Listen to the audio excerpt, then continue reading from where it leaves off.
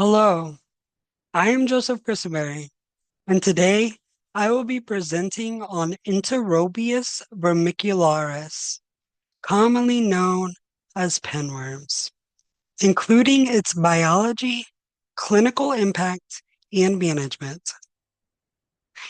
Imagine a microscopic traveler, barely 1/10 of a millimeter wide, embarking each night on a journey through the human intestines, invading millions of homes worldwide, and provoking sleepless nights with relentless itching. In this presentation, I will guide you through four key areas. First, the parasite's morphology and life cycle. Second, its clinical presentation and diagnostic methods. Third, its current treatment protocols. And finally, its prevention strategies.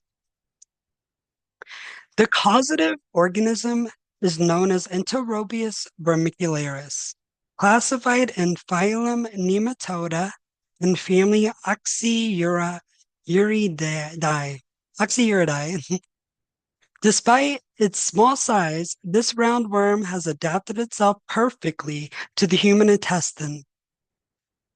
And although it can affect people of all ages, it occurs primarily in children, reflecting their close contact behaviors and hand-to-mouth habits.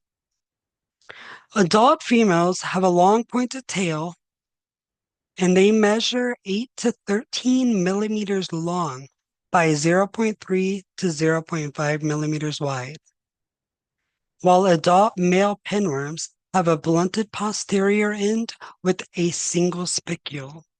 They measure only 2 to 5 millimeters long by 0.1 to 0.2 millimeters wide, which, in comparison to the adult females, they are way smaller.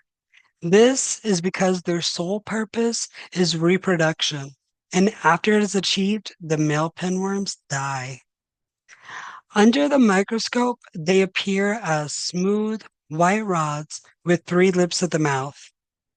And both sexes have cephalic expansions, which are flaps sitting at the anterior or front end, surrounding the oral opening and helping the pinworm anchor themselves to the intestinal wall so that it does not get swept away when food moves through the gut. Pinworm eggs are ovoid or egg-shaped. They are approximately 50 to 60 micrometers long by 20 to 30 micrometers wide, and they are flat on one side. Despite these eggs being so small, these features make them easily distinguishable under a microscope. The pinworm life cycle has four basic stages. First, eggs are swallowed, usually by accident, after touching something contaminated like hands, bedding, or toys.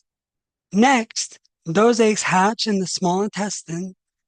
The baby worms, called larvae, grow and shed their outer layer twice as they develop. In the third stage, the worms move to the large intestines where they grow into adults. Finally, at night, the gravid female or egg-filled female worms travel out to the skin around the anus to lay their eggs. This causes a lot of itching. And if the person scratches, then eggs can stick to their fingers and under their nails and can be swallowed again, which starts the cycle all over again. After laying her eggs, the female pinworm dies because her only goal is reproduction, and it has been achieved.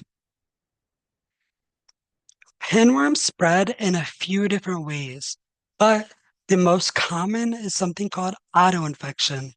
This happens when someone scratches the itchy area at night and then accidentally gets the eggs in their mouth, often through touching their face, food, or even biting their nails. The eggs can also stick to things like clothes, bedding, toys, or bathroom surfaces. These are called fomites, which just means objects that carry infection.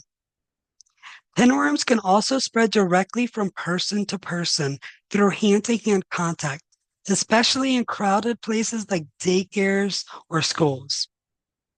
And finally, they spread easily within households, since close contact makes it easy for the eggs to get passed around. Patients most commonly report intense nighttime perianal itching, which disrupts sleep and leads to irritability. Secondary effects include excoriations and potential bacterial infections. In females, occasional vulvovaginitis or urinary tract infections may occur. Diagnosis relies on the perianal tape test, where you apply clear adhesive tape each morning to collect eggs for confirmation of pinworms. Visual inspection may also reveal live worms on the skin or clothing. Laboratory confirmation uses direct light microscopy since no serologic tests are available to diagnose pinworms. First line anthelmintics is mebendazole 100 milligram as a single dose repeated in 2 weeks, or albendazole 400 milligrams single dose repeated after 2 weeks as well. For over-the-counter treatments, the CDC suggests people treat all those contacts that are close to them concurrently and advise environmental cleaning. You can use treatments like pyrantel as an alternative. Topical antipyretics such as pramoxine cream provide symptomatic relief when itching becomes intense. Effective prevention rests on rigorous hygiene, daily morning baths to remove eggs, thorough hand washing after toileting and before meals, and maintenance of short, clean fingernails.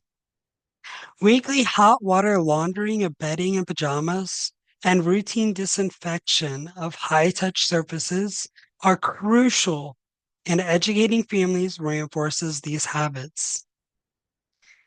According to the CDC, in some communities, up to 50% of children may be infected with pinworms at any given time.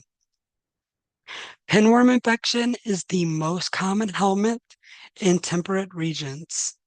Environments such as daycare centers and elementary schools facilitate rapid transmission among young hosts. Although treatment is inexpensive and effective, frequent infections still cause missed school days and absences for parents who have to work. Effective control of pinworm transmission begins with increased surveillance and early recognition. Pediatric healthcare providers are encouraged to ask about perianal itching during routine checkups, as this symptom is often underreported. When multiple cases are identified in a daycare or classroom, notifying the local health department enables coordinated educational outreach to help prevent further spread.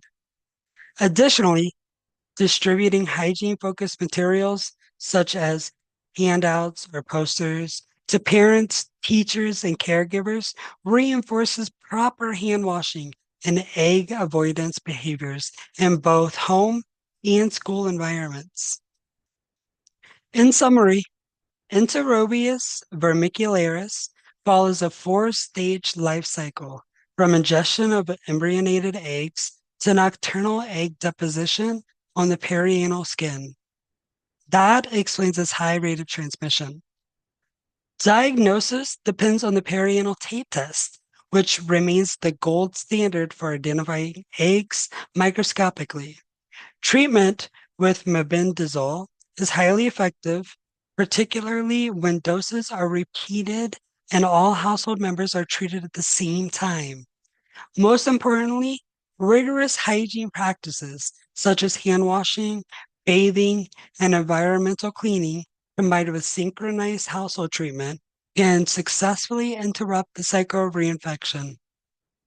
Through evidence-based treatments and rigorous prevention measures, the burden of pinworm infection can be virtually eliminated in affected communities. The information presented today has been drawn from current CDC guidelines, the Merck manual written by Marie and Petrie's January 2025 article, Pinworm Enterobius Infestation, and Stop Pearls. Full APA references are provided here for your review. I would be happy to address any questions about these sources or the material covered. Thank you.